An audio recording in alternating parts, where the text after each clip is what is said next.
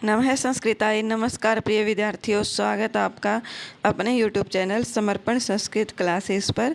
जैसा कि आप सभी को पता है कि हम कर रहे हैं अभिज्ञान शाकुंतलम का चतुर्थ अंक, जिसके हमने पार्ट 2 पढ़ लिए हैं। अगर आपने पार्ट 1 और पार्ट 2 नहीं देखा है अभी तक, तो डिस्क्रिप्शन में लिंक डाल दूँगी मैं, आप वहाँ से जा कर के देख सकते हैं। पार्ट 1 में हमने पढ़े थे अभिज्ञान शाकुंतलम का सामान्य परिचय। पार्ट 1 में हमने श्लोकों की व्याख्या की थी, जो बिल्कुल अच्छे से की है। अगर आपने अभी तक वो नहीं देखी हैं तो कृपया करके पहले उन्हें देखिए, उसके बाद ही आपको ये समझ में आएगा कि अभिज्ञान शाकुंतलम चतुर्थ अंग है क्या। अब हम शुरू करते हैं अभिज्ञान शाकुंतलम के तीसरे पार्ट से, जिसमें हमें करनी है श्लोक व्याख्या। तो ये पार्ट 2 वैसे ही थंबनेल लगा हुआ है, इसके ऊपर मत जाना आप। और अगर आपने अभी तक चैनल को सब्सक्राइब नहीं किया तो कृपया करके चैनल को सब्सक्राइब कर लीजिए। तो आइए देखते हैं। हम आए हुए थे, हमने श्लोक संख्या 6 कर लिया था। हम एक बार उसका रिवीजन कर लेते हैं। श्लोक संख्या 6 क्या है?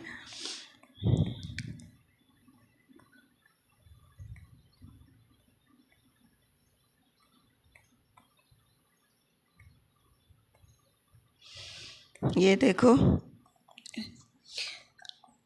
यास्यति अद्य शकुन्तला इति हृदयं संस्पृष्ट उत्कण्ठया कण्ठस्तम्भितबाष्पवृत्तिक्लुश्चिन्ताजडदर्शनं वैकल्व्यं मम तावद् ईदृशम् इदं स्नेहात् अर्णोक्ष पीड्यन्ते ग्रहिण कथं नु तनया विश्लेष दुःखैर्नव। तो यहाँ पर क्या कहा गया है, देखो। यास्यति अद्य, अद्य अर्थात आज को क्या है? अद्य अर्थात आज। काश्यप, यहाँ पर काश्यप कौन है? महर्षि कण्व है। महर्षि कण्व को ही काश्यप कहा जाता है। महर्षि कण्व को काश्यप कहा जाता है। और जो महर्षि मारीची है, महर्षि मारीची, उनको क्या कहा जाता है? उनको कहा जाता है कश्यप। क्या कहा जाता है? कश्यप। तो ये हमें विशेष रूप से ध्यान रखना है कि जो हमारे काश्यप हो जाएंगे वो हो जाएंगे कण्व ऋषि, और जो मारीच ऋषि है वो क्या हो जाएंगे? हमारे कश्यप हो जाएंगे। तो यहाँ पर जो आप सभी को पता है कि शकुंतला की विदाई चल रही है, तो विदाई के समय जो महर्षि कण्व है वो शकुंतला को कहते हैं कि यास्यति अद्य, आज शकुंतला यास्यति चली जाएगी। यास्यति का मतलब क्या है?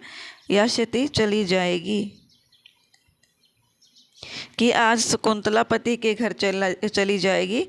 हृदयम संस्पृष्टम उत्कंठया, ऐसा सोच करके मेरा हृदय जो है उत्कंठा से भर गया है। कंठ स्तंभित वाष्प वृत्ति क्लुष चिंता जड़ दर्शनम, और कंठ क्या हो गया है? स्तंभित वाष्प। वाष्प क्या होता है? वाष्प होता है आंसुओं को। स्तंभित मतलब होता है रोकने से। आंसुओं को रोकने से क्या हो गया है? कंठ जो है अवरुद्ध हो गया है, भर गया है। जैसे हमें कभी कभी रोना आता है और हम रो नहीं पाते हैं, तो हमारा क्या हो जाता है? गला भर आता है, हम बोल नहीं पाते हैं कुछ भी। तो ऐसी ही स्थिति इसमें दिखाई गई है। तो क्या कह रहे हैं कण्व जी कि आंसुओं को रोकने से मेरा गला भर आया है। क्लुष चिंता जड़ दर्शनम, दृष्टि जो है वो अचेतन हो गई है, जड़ हो गई है। वैकल्व्यम मम तावद ईदृशम इदम, मम अर्थात मुझको, अर्णोक्ष, अर्णोक्ष क्या है यहाँ पर? अर्णोक्ष क्या है? ये है वनवासी। वनवासी, मुझको, वैकल्व्यम विकलता या व्याकुलता। मुझ सन्यासी को या मुझ वनवासी को इस प्रकार की विकलता या व्याकुलता हो रही है, तो कथम नु, किस प्रकार से? पीड्यन्ते ग्रहिण, पीड्यन्ते अर्थात पीड़ित करती है, ग्रहिण अर्थात गृहस्थी को। क्या है? ग्रहिण अर्थात गृहस्थी को इस प्रकार से पीड़ित करती है। देखो मैं आपको बताती हूँ कि इसमें क्या कहा गया है। यहाँ पर शकुंतला की विदाई हो रही है और इस पर जब शकुंतला की मतलब जैसे हम अभी के लिए लगाएं तो जो लड़कियां ससुराल जाती है तब सब ऐसा होता है कि विदाई के समय लड़की भी रोने लग जाती है, उसके माता पिता भी रोने लग जाते हैं, भाई बहन सभी।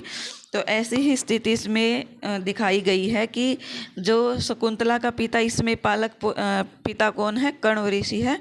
तो वो बोलते हैं कि मैं तो एक वनवासी व्यक्ति हूँ, तब भी मेरी ऐसी हालत हो गई है शकुंतला को ससुराल भेजने पर। तो जो गृहस्थ आश्रम में रह करके अपनी पुत्री को अपने सामने बड़ा करते हैं, उनका पालन पोषण करते हैं और फिर उसके बाद वो अपनी पुत्री की विदाई करते हैं, तो उन्हें कितना दुख होता होगा। इस श्लोक में यही कहा गया है। इसके बाद आगे आता है हमारा श्लोक संख्या 7। काश्यप है। काश्यप कौन है? कण्व ऋषि है। वत्से पुत्री किसको कहते हैं? शकुंतला को। कि ययातेर इव शर्मिष्ठा भर्तुर्बहुमता भव सुतम तवम अपि समराजम सेव पुरुम अव आपनुहि। क्या कहा गया है? कि इव जैसे, क्या है? इव अर्थात जैसे या जिस प्रकार से। ययाति, ययाति कौन है? ययाति एक राजा है। ययाति राजा। कि जिस प्रकार ययाति राजा की पत्नी शर्मिष्ठा, शर्मिष्ठा नाम की पत्नी भर्तुर बहुमता भव, बहुमता अर्थात क्या है? सबकी प्रिय बोल सकते हम कि भर्तु बहुमता मतलब बहुत सारी पत्नियों के होते हुए भी प्रिय हो गई है। क्या है? देखो पहले क्या होता था कि एक राजा की बहुत सारी पत्नियां होती थी। तो इस पर जो ऋषि कश्यप है वो शकुंतला को कहते हैं कि जैसे शर्मिष्ठा जो पत्नी है, ययाति राजा की जो पत्नी है शर्मिष्ठा, वो बहुत सारी पत्नियों के होते हुए भी अपने कार्य से, अपने गुणों से राजा की सबसे प्रिय पत्नी थी। उसी प्रकार से सूतम अर्थात क्या है? सूतम अर्थात हे पुत्री। क्या है? सूतम अर्थात पुत्री। तम अपि तुम भी, कौन? तुम भी कौन यहाँ पर? शकुंतला। कि हे पुत्री शकुंतला तुम भी।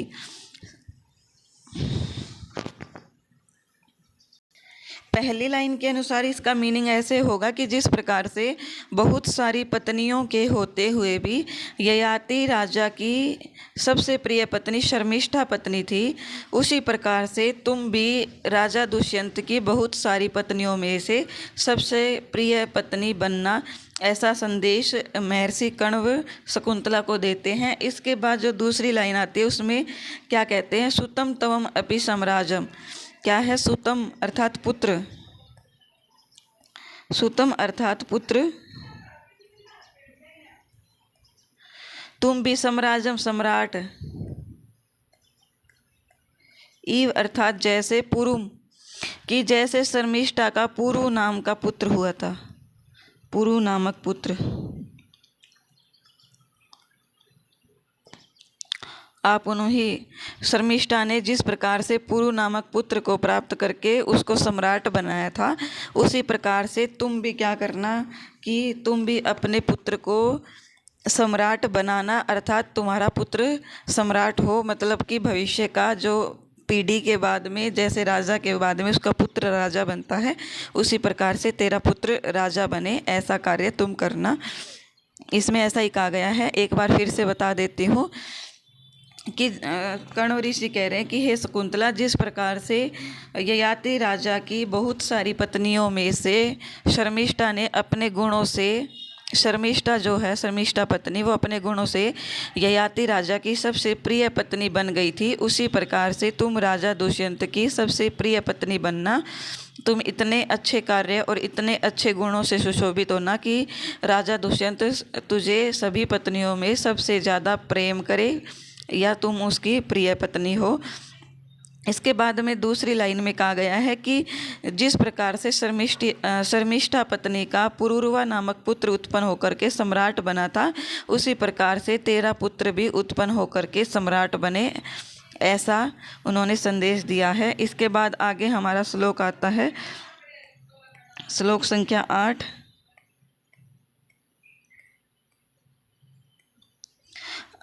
देखो श्लोक संख्या 8। यहाँ पर जो काश्यप ऋषि है वो कहते हैं कि शकुंतला को विदाई देने से पहले कि मतलब कि कोई मंगल कार्य कर ले ताकि आपका जो मार्ग है वो शुभ हो जाए। तो इस पर कहते हैं कि हे शकुंतला, यहाँ पर जो एक अग्नि की वेदी जल रही है, जैसे कोई हम हवन कुंड बोल देते हैं आज के ज़माने में उसको, उसके बाहर कर क्या करे, चक्कर लगा ले, और उस चक्कर से क्या हो जाएगा, तुम्हारा जो जीवन है वो क्या हो जाएगा, पवित्र हो जाएगा। तो ऐसा ही इसमें कहा गया है। देखो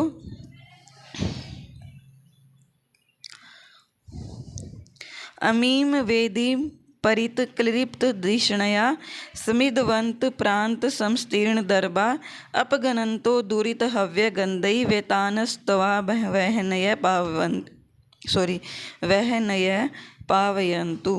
क्या कहा गया है, देखो वेदिम अर्थात यज्ञ वेदी, वेदिम अर्थात यज्ञ वेदी, यज्ञ रूपी जो वेदी है, प्रीत है उसके चारों ओर, क्या है, चारों ओर। प्रीत के योग में द्वितीय विभक्ति आती है, इसलिए यहाँ पर वेदिम शब्द में भी द्वितीय दी है।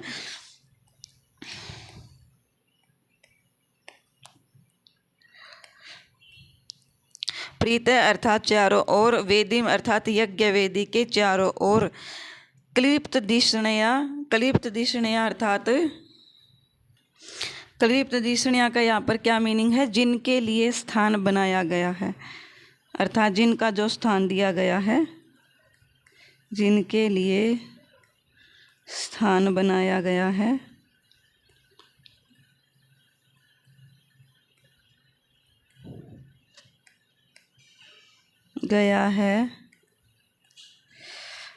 समिधवंत, समिधवंत यहाँ पर क्या होता है, समिधवंत अर्थात समिधाओं की या यज्ञ की जो लकड़ियाँ होती है उसके प्रांत तीर्ण, प्रांत क्या होता है, किनारे, प्रांत अर्थात किनारे पर। तीर्ण दर्भा, तीर्ण दर्भा अर्थात कुशाघास जो फैली हुई है। अपगनंतो दूरित हव्य गंधई वेतानस्तवा वहनय पावयंतु। क्या है, हव्य गंध अर्थात हवन की जो सुगंधित वायु है, क्या है, हवन से जैसे हम ये हवन हो गया, इसके अंदर हम जब सुगंधित सामग्री डालते हैं तो उसकी जो हवा है वो बिल्कुल सुगंधित हो जाती है, वातावरण बिल्कुल सुगंधित हो जाता है। तो कहते हैं कण्व ऋषि कि हव्य गंधई, हव्य अर्थात हवन की, गंध अर्थात सुगंधित, वेतान अर्थात वायु से, अपगनंतो पाप को दूर करते हुए, पाप को दूरित दूर करते हुए, दूरित अर्थात दूर करते हुए, वहनय पावयंतु, वहनय अर्थात अग्नि, पावयंतु तुमको पवित्र करे, क्या है, पावयंतु अर्थात तुमको पवित्र करे। किसको पवित्र करे, शकुंतला को। महर्षि कण्व शकुंतला को कह रहे हैं कि ये यज्ञ वेदी है और तुम इसके चारों ओर से इस प्रकार से चक्कर लगाओ जिससे तुम्हारा क्या होगा, जो ये इसके अंदर सामग्री वगैरह डाली गई है जिस जिस देवता के लिए, वो सभी सुगंधित सामग्री तेरे लिए क्या करे, पवित्रता का योग करे, अर्थात तुझे पवित्र करे। ऐसा इसमें काश्यप ऋषि ने कहा है। मुझे आशा है कि आप सभी को समझ में आ गया होगा। इसके बाद है आगे देखते हम, ये वही श्लोक है।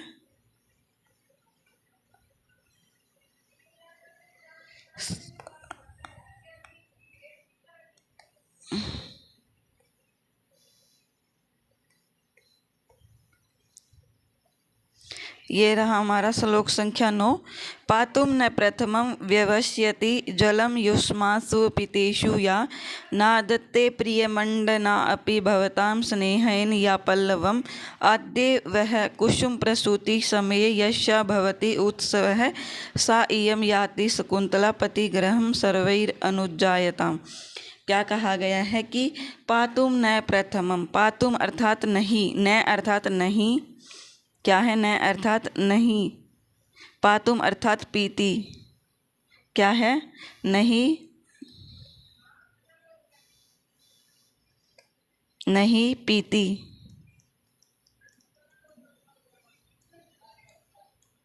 क्या नहीं पीती, जलम युष्मास्म अपीतेषु, या मतलब कि युष्माशु अपीतेषु, यहाँ पर संधि कौन सी हो गई है वो आप मुझे कमेंट करके बताओगे। युष्माशु अपीतेषु अर्थात जब तक, युष्माशु तुम सभी को, अपीतेषु जल नहीं पिला देती, जलम नहीं पिला देती, पातुम न प्रथमम व्यवस्यति, तब तक क्या करती है यह शकुंतला, जल को ग्रहण नहीं करती है।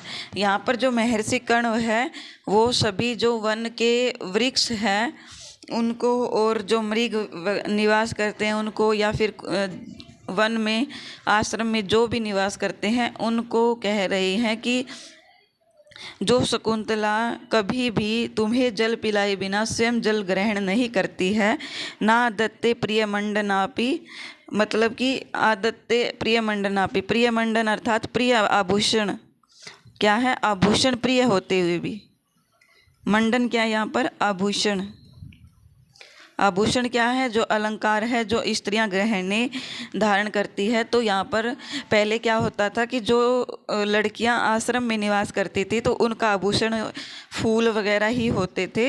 तो यहाँ पर महर्षि कर्ण कहते हैं कि इसको, हालांकि आभूषण प्रिय थे, क्या थे, मंडनम प्रियम अपि, आभूषण प्रिय होते हुए भी, भवताम स्नेहिन, भवताम अर्थात आप सभी के स्नेह से, या पल्लवम जो फूलों को नहीं तोड़ती थी, क्या नहीं करती थी, ग्रहण नहीं करती थी, तोड़ती नहीं थी। अर्थात मतलब ये हो जाता है जैसे कि किसी को कोई चीज़ प्रिय है, जैसे मुझे लगा लीजिए, मुझे फूलों का बहुत शौक़ है, लेकिन क्या है कि मैं उनको कभी तोड़ती नहीं हूँ, उनको पौधों से कभी भी अलग नहीं करती हूँ, क्योंकि उनका शौक़ होना एक अलग चीज़ है और उनसे प्रेम होना एक अलग चीज़ है। अगर हम उनसे प्रेम करते हैं तो हम उनको कभी भी पौधों से अलग नहीं करेंगे, क्योंकि पौधों से अलग करते ही वो 2 या 3 घंटों में ख़त्म हो जाएंगे, और पौधों पर लगे रहेंगे तो वो क्या पता 10 दिन 15 दिन तक चले वो फूल। तो इसमें यही कहा गया है कि आप सभी से स्नेह है अर्थात प्रेम होने के कारण, कर्ण पौधों को और उन वृक्षों को कह रहा है कि आप सभी से प्रेम होने के कारण शकुंतला को आभूषण प्रिय होने पर भी वह पत्तों को और फूलों को ना दत्ते नहीं तोड़ती थी। आद्य, वह आद्य अर्थात पहले, क्या है आद्य अर्थात पहले, वह अर्थात तुम्हारा, कुसुम प्रसूति समय, कुसुम प्रसूति अर्थात कुसुम फूलों के, क्या है फूलों के प्रसूति समय, प्रसूति समय क्या है उत्पत्ति के समय, उत्पत्ति के समय या उत्पन्न होने के समय, यश्या, यश्या जिस शकुंतला का, यश्या यहाँ पर क्या है शकुंतला का, भवती, भवती होता है उत्सव, उत्सव होता है, अर्थात जब पौधों पर फूल लग जाते थे तो उस शकुंतला के लिए वो फूल लगना एक उत्सव के समान होता था। जैसे घरों में कोई प्रोग्राम वगैरह होते हैं तो इसी प्रकार से शकुंतला के लिए पौधों पर फूल लग जाना ही एक क्या था, उत्सव के समान था। सा इयम, सा इयम अर्थात वह यह, क्या है सा इयम वह यह, कौन शकुंतला, सा इयम शकुंतला वह यह शकुंतला, याति जा रही है पति गृहम, पति के घर, कि वह जो शकुंतला है जो तुम्हारे लिए, तुम्हें पानी पिलाए बिना पानी नहीं पीती थी और आभूषण प्रिय होने पर भी पत्तों को फूलों को नहीं तोड़ती थी, और फूलों की उत्पत्ति के समय उसके लिए उत्सव होता था, आज वही शकुंतला पति के घर जा रही है। सर्वै सभी, अनुजायताम इसको आज्ञा प्रदान करे अर्थात इसको स्वीकृति दे और आशीर्वाद दे, अपना आशीर्वाद दे सभी वृक्षों को, फूलों को, लताओं को, पौधों को कहा जा रहा है कि आप सभी मिल कर के जो वन आश्रम में जानवर निवास करते हैं उन सभी को संबोधित करके कह रहे हैं कि आप सभी शकुंतला को पति के घर जाने की आज्ञा दे, अर्थात स्वीकृति दे। इस श्लोक में ऐसा कहा गया है। इसके बाद है हमारा श्लोक संख्या 10। श्लोक संख्या 10 देखो। अनुमत गमना शकुंतला तरुबीर इयम वनवास बंधुबी प्रवृत विरुत कल यथा प्रतिवचनी कृतम एभिर ईदृशम। इस श्लोक में क्या कहा है, महर्षि कर्ण यहाँ पर कह रहे हैं कि जो पहले श्लोक में क्या कर रहे थे, आज्ञा मांग रहे थे सभी वृक्षों से, पौधों से, लताओं से कि शकुंतला अपने पति के घर जा रही है, इसलिए उसे आज्ञा प्रदान करे कि वो चली जाए। तो यहाँ पर क्या है, यहाँ पर महर्षि कर्ण कह रहे हैं कोयल की आवाज़ सुन करके कि जो सभी वृक्ष और पौधे हैं इन्होंने क्या कर दिया है, स्वीकृति दे दी है। तो क्या कहा गया इसमें कि अनुमत गमना शकुंतला, शकुंतला को क्या है, वनवास बंधु भी। वनवास बंधु भी कौन है, वनवास के अर्थात वन में वास करने वाले, वन में रहने वाले। बंधु भी क्या होता है, मित्रगण या भाई बंधु भी हम इसको बोल सकते हैं। बंधु भी अर्थात मित्रगण या भाई बंधु। तरुभीर इयम, इयम यह है तरुबी। तरुबी क्या है, वृक्ष, वृक्षों के द्वारा। तरुबी अर्थात वृक्षों के द्वारा। अनुमत गमना, अनुमत गमना अर्थात जाने की। गमना क्या है, जाने की। अनुमत अर्थात अनुमति दे दी है। क्या कर दिया है, जाने की अनुमति दे दी है, जाने की अनुमति दे दी है। यथा जैसे, मैं इरेज कर रही हूँ ये सभी। यथा जैसे क्या है, यथा जैसे। कलम क्या है, कलम अर्थात मधुर ध्वनि, मधुर। प्रभृत विरुत, प्रभृत कौन है यहाँ पर, प्रभृत से क्या है, कोयल। विरुत अर्थात कोयल की ध्वनि, कोयल की ध्वनि। प्रतिवचनी, प्रतिवचनी यहाँ पर क्या है, प्रत्युत्तर अर्थात जो चीज़ जैसे आज्ञा मांगी थी तो उस आज्ञा का प्रत्युत्तर। ईभिर ईदृशम, इस प्रकार से दे दिया है, इस प्रकार से दे दिया है। देखो क्या कहा गया है इसमें कि जो महर्षि कर्ण है वो कहते हैं कि हमने अभी वृक्षों से, पौधों से जो आज्ञा मांगी थी तो पेड़ के ऊपर बैठी हुई कोयल ने मधुर ध्वनि करके वृक्षों की तरफ से क्या कर दिया है, प्रत्युत्तर दे दिया है, अर्थात वृक्षों ने अनुमति दे दी है। तो हम एक बार फिर से रिवाइज कर लेते हैं क्या कहा गया इसमें कि इयम यह, इस शकुंतला, शकुंतला को वनवास बंधु भी, वन में रहने वाले भाई बंधुओं के द्वारा, मित्रगणों के द्वारा। त्रुबी जो वृक्ष है वो क्या है, अनुमत गमना, गमना अर्थात जाने की, अनुमत अर्थात अनुमति दे दी है। महर्षि कर्ण कह रहे हैं कि यहाँ पर क्या कर दिया गया है, शकुंतला को पति के घर जाने के लिए अनुमति दे दी गई है। और वह अनुमति किस प्रकार से दी गई है वो नीचे की 2 लाइनों में बताया गया है कि यथा जैसे। प्रभृत विरुत, प्रभृत अर्थात कोयल की, कल अर्थात मधुर, विरुत अर्थात ध्वनि से, प्रतिवचनीकृत ईदृशम, इस प्रकार से प्रत्युत्तर दे दिया गया है कि कोयल, वृक्ष पर बैठी हुई कोयल ने मधुर आवाज़ में कुछ बोला है और उससे क्या हो गया है, वृक्षों की तरफ से और सभी पशु पक्षियों की तरफ से क्या कर दिया गया है, शकुंतला को पति के घर जाने की अनुमति दे दी गई है। इसके बाद हमारा श्लोक संख्या आता है 11वां।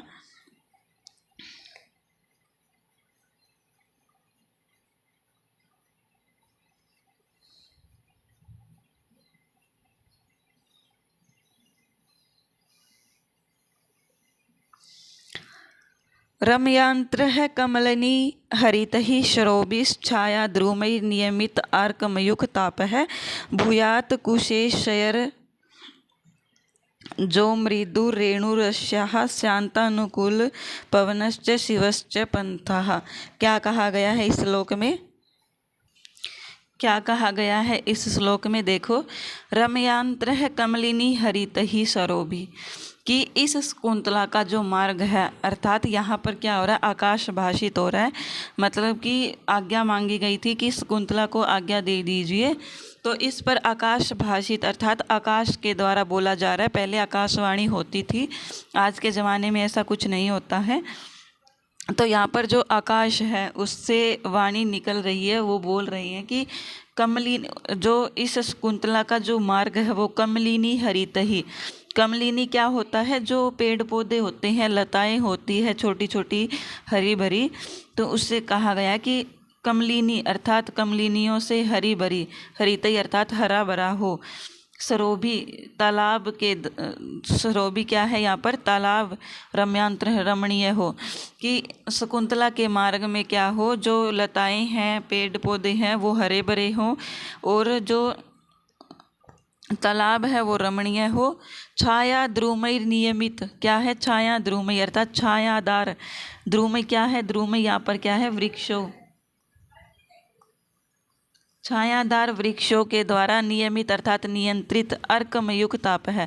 अर्क अर्थात सूर्य की किरणों के ताप को रोकने वाला हो। मतलब जो वृक्ष है वो इतने छायादार हो कि सूर्य की जो किरणें पड़ रही हो वो क्या हो, मार्ग पर न आए, वो जो शकुंतला है वो छाया के अंदर ही चलती जाए, सूर्य की किरण इसको परेशान न करे। कुशे शयर जो मृदुर रेणुर अश्याह, क्या कहा गया है कि कुशे शयर क्या है यहाँ पर, कमलों के पराग कणों से, कमलों के, कुशे शयर कमलों के पराग कणों से,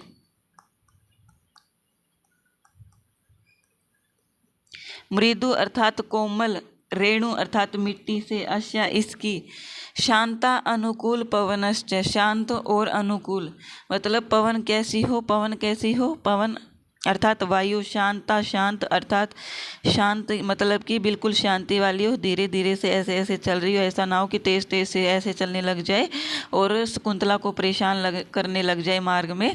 तो ऐसा इसमें कहा गया कि शांत हो और अनुकूल हो, मतलब जैसे अगर शकुंतला इस दिशा से आ रही है तो हवा कैसी हो, पीछे से आ रही हो, पीछे से आ रही हो, अगर सामने से हवा आ रही होगी ऐसे तो क्या होगा, शकुंतला से आगे की तरफ नहीं चला जाएगा, वो पीछे की तरफ सरकती जाएगी।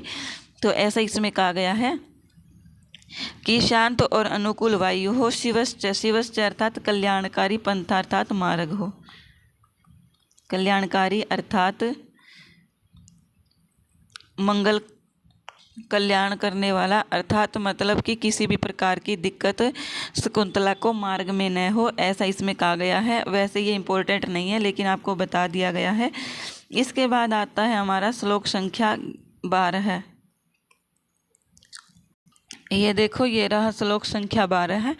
इससे पहले क्या कुछ हुआ है मैं आपको बता देती हूँ कि जैसे शकुंतला की विदाई की जा रही है तो उसकी जो दोनों सखियाँ हैं, प्रियंवदा और अनसुया, वो रोने लग जाती है। तो महर्षि कर्ण कहते हैं कि आप रोइए मत, ये तो विधि का विधान ही होता है कि लड़की को ससुराल जाना ही पड़ता है, और अगर तुम लोग भी रोओगे तो शकुंतला को ढांढस कौन बधाएगा। तो इस पर प्रियंवदा कहती है कि केवल हम ही नहीं रो रहे हैं शकुंतला की विदाई पर, जो वन में रहने वाले पेड़ पौधे हैं, जंतु हैं, वो भी क्या कर रहे हैं, रो रहे हैं। तो देखो इसमें क्या कहा, बहुत ही मनोहारी दृश्य वर्णन किया गया है कि उद्गलित दर्भ कवला, उद्गलित अर्थात त्याग दिए हैं, उद्गलित अर्थात उगल दिए हैं या फिर त्याग दिए हैं। उगल देना अर्थात जैसे कोई जानवर कुछ खा रहा है और उसको बिना खाए ही उसको बाहर निकाल देना मुंह से, तो उसको कहते हैं उगल देना या फिर त्याग देना मुंह से। दर्भ कवला, दर्भ कवला क्या है, कुशा घास को, कुशा घास को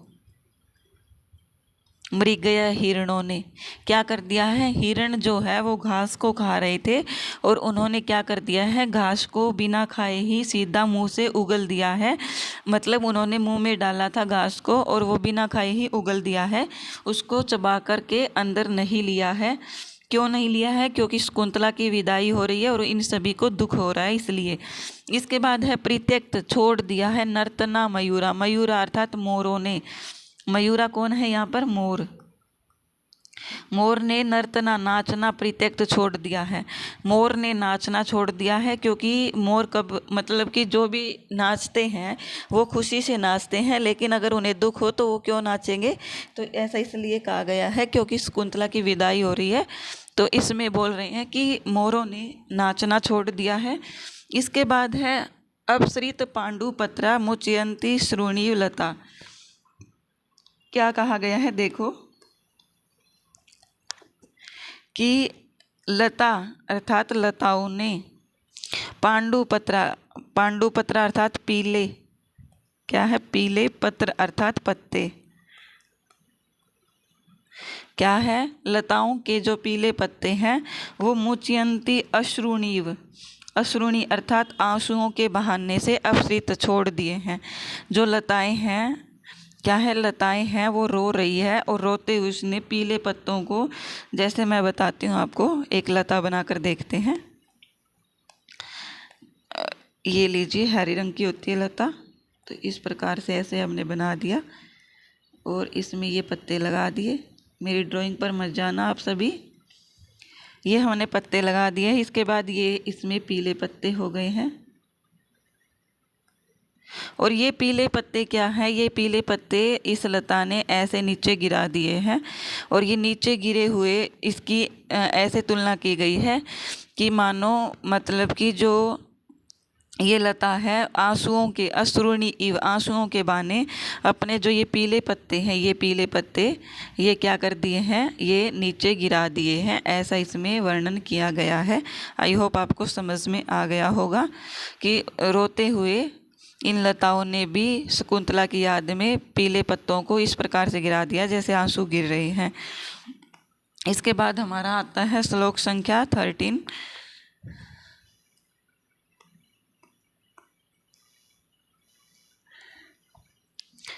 यहाँ पर कौन बोलते हैं? काश्यप है बोलते हैं, जिसको हम कर्ण कहते हैं। संकल्पितम प्रथमम एव मया तव अर्थे भर्तारम आत्म सदृशम सुकृतैर्गता त्वं च्युतेन संसृतवती नवमालिकेय मालिकेयम अस्या अहम तव्यै च संप्रति वितचिन्तः। यहाँ पर जो महर्षि कर्ण है वो क्या कहते हैं? शकुंतला को और नवमालिका अर्थात नई जो लताई है उसके लिए कहते हैं कि जिस प्रकार से तुमने क्या कर लिया है? अपने भाग्य के अनुसार ही गुणवान पति को प्राप्त कर लिया है और इस लता ने भी अपने समान ही गुणवान लता को प्राप्त करके, मतलब जो लता है उसको प्राप्त करके विवाहित हो गई हो तुम दोनों, तो इसके लिए मुझे चिंता करने की आवश्यकता नहीं है। इस श्लोक में यही कहा गया है। तो आइए इसका मीनिंग देखते हैं। मया अर्थात मेरे द्वारा, क्या है यहाँ पर? मया अर्थात मेरे द्वारा। प्रथमम एव अर्थात पहले ही, क्या है? प्रथमम एव अर्थात पहले ही, मेरे द्वारा पहले ही, तव अर्थे तुम्हारे लिए, क्या है? तव अर्थे तुम्हारे लिए। यहाँ पर कौन बोल रहा है? यहाँ पर महर्षि कर्ण बोल रहा है शकुंतला को कि मेरे द्वारा तुम्हारे लिए पहले ही संकल्पितम, संकल्प कर लिया गया था, ऐसा मन बना लिया गया था। भर्तार आत्म सदृशम सुकृतैर्गता त्वं, तुमने, क्या है? तुमने भर्तारम आत्म सदृशम, आत्म अर्थात अपने, सदृशम अर्थात समान, क्या है? अपने समान, सुकृत अर्थात पुण्य गुणों से युक्त भर्तारम पति को भाग्य से ही पा लिया है। क्या है? यहाँ पर क्या कहते हैं महर्षि कर्ण? मतलब कि जैसे हर माता पिता का ये सपना होता है या फिर ये संकल्प होता है कि हमारी पुत्री को हम गुणवान पुत्र को, गुणवान लड़के को ही दें या फिर उससे के साथ ही उसका विवाह करवाएं, तो ऐसा उनके मन में शुरू से ही, जैसे ही पुत्री उत्पन्न होती है तभी से उनके मन में संकल्प बन जाता है कि मेरी पुत्री एक अच्छे घर में ही जाएगी, अच्छे गुणवान पति के साथ इसकी शादी की जाएगी। तो यहाँ पर कण्व ऋषि कह रहे हैं कि मैंने ऐसा संकल्प पहले से ही कर रखा था, लेकिन तुमने क्या किया है, भाग्य से ही गुणवान पति को प्राप्त कर लिया है, तो मुझे ये संकल्प पूरा करने की आवश्यकता ही नहीं है। अर्थात तेरे भाग्य ने ही, तेरे अच्छे भाग्य ने ही, तेरे पुण्य कर्म ने ही अपने समान पुण्य गुणों से युक्त पति को प्राप्त तुझे करवा दिया है। इसके बाद जो तीसरी लाइन है इसमें कहा गया है कि नवमालिके, नवमालिका भी, नवमालिका अर्थात जो नई नई लता आई है उसको भी, चुतेन अर्थात चुतेन क्या होता है यहाँ पर, आम्र वृक्ष, आम्र वृक्ष, जैसे ये आम का वृक्ष हो गया यहाँ पर, और ये जो लता है, ये लता ऐसे इसके ऊपर वो हो गई है, इसके ऊपर चढ़ गई है वृक्ष के ऊपर, तो इस प्रकार से लग रही है कि वो भी इसके अंदर मिल गई है, समश्रितवती क्या हो गई है, मिल गई है।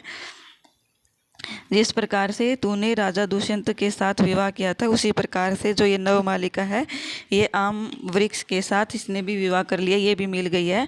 तो अहम मैं तव्य तुम्हारे लिए और अश्याम इस नवमालिका के लिए, नई नई लता के लिए, संप्रति अधुना अभी, क्या है संप्रति अर्थात अभी, वित चिंता, वित चिंता अर्थात चिंताओं से रहित हो गया हूँ। क्या हो गया हूँ, चिंताओं से रहित हो गया हूँ,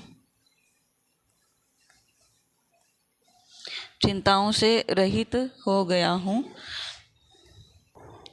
आई होप आपको समझ में आ गया होगा क्या कहा गया इसके अंदर, कि महर्षि कर्ण कहते हैं कि मेरे द्वारा तुम्हारे लिए पहले से ही संकल्प कर लिया गया था, लेकिन तब तुमने भाग्य से ही अपने समान पुण्य गुणों से युक्त पति को प्राप्त कर लिया है। और इस नवमालिका ने, जो नई नई मालिका अर्थात नई लता उत्पन्न हुई है, उसने भी आम के वृक्ष के साथ, वह भी आम के वृक्ष के साथ मिल गई है। तो अब मैं क्या है, तुम्हारे और उस नवमालिका लता के प्रति वित चिंता है, चिंता से रहित हो गया हूँ, अर्थात मुझे अब कोई चिंता नहीं रही है। इसके बाद हमारा आता है श्लोक संख्या 14। तो आइए अब हम करते हैं।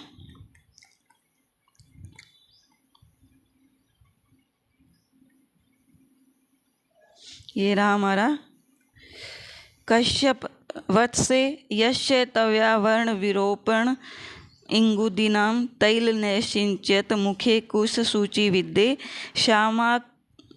श्यामाकाम मुष्टि परिवर्धित को जहाति सो अयम न पुत्र कृतिकम पदवी मृगस्ते।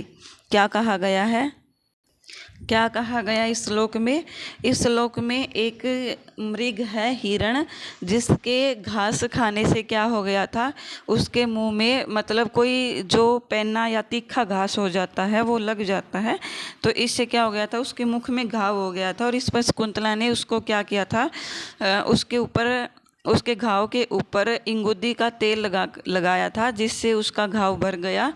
तो वो अब पाले गए पुत्र की तरह उसका मार्ग नहीं छोड़ रहा है, ऐसा इसमें वर्णन किया गया है। आइए हम मीनिंग देखते हैं कि यस्य तव्या, यस्य अर्थात जिस, क्या है, जिस हिरण को तव्या तुम्हारे द्वारा, वर्ण विरोपणम, वर्ण विरोपणम अर्थात घावों को भरने के लिए, वर्ण विरोपणम क्या है यहाँ पर, घावों को भरने के लिए, घावों को भरने के लिए, किस प्रकार के घाव, जो कुश सूचि विद्ये, कुश सूचि विद्ये अर्थात कुशा घास के नुकीले या फिर नुकीली होने के कारण विदे हुए, मतलब कि बिंदे हुए, बिंदे हुए मतलब चोट लगी हुई। इंगुदी नाम, इंगुदी नाम अर्थात इंगुदी का, क्या है, इंगुदी नाम अर्थात इंगुदी का तेल ने सिंचयत, तेल लगाया था। श्यामाकाम मुष्टि परिवर्धित को जहाती, श्यामाकाम अर्थात जो शामक, शामक जो होता है उसका एक घास होता है, हमारे यहाँ सामक या घास बोलते हैं, आपके यहाँ क्या बोलते हैं मुझे नहीं पता। तो यहाँ पर बोला गया है कि शामक घास, शामक घास मुष्टि परिवर्तित को अर्थात हाथ से तूने उसका पालन पोषण किया है। कि शकुंतला को कह रहे हैं कि जिस प्रकार से तूने मतलब कि हाथ से अपने हाथ से सामक घास खिला करके इसका पालन पोषण किया है, सो अयम वह यह पुत्र कृति का पाला गया पुत्र या गोद लिया गया पुत्र भी हम कह सकते हैं। गोद लिया गया पुत्र पदवी मार्ग को मृगस्ते मृग न जहाती, न अर्थात नहीं, जहाती अर्थात छोड़ रहा है। कि यह जो तुम्हारे द्वारा पाला गया पुत्र है वह क्या कर रहा है, तुम्हारे मार्ग को नहीं छोड़ रहा है, अर्थात तुम्हें जाने की आज्ञा नहीं देना चाह रहा है। जिस प्रकार से मतलब जो पुत्र होता है वो अपनी माता को नहीं जाने देता, उसी प्रकार से यह कृतक पुत्र भी जो तुम्हारे द्वारा पाला गया है, जिसके मुंह में चोट लगने के कारण जो तूने घाव भरा था, वह पुत्र तुम्हें जाने नहीं दे रहा है। इसमें ऐसा कहा गया है। आज के क्लास में हम सिर्फ यहाँ तक ही करेंगे, बाकी के श्लोक जितने रह गए हैं वो हम कल की क्लास में करेंगे। अगर आपको क्लास पसंद आई तो कृपया करके कमेंट में अवश्य बताएं। धन्यवाद, बने रहे हमारे साथ इसी चैनल पर।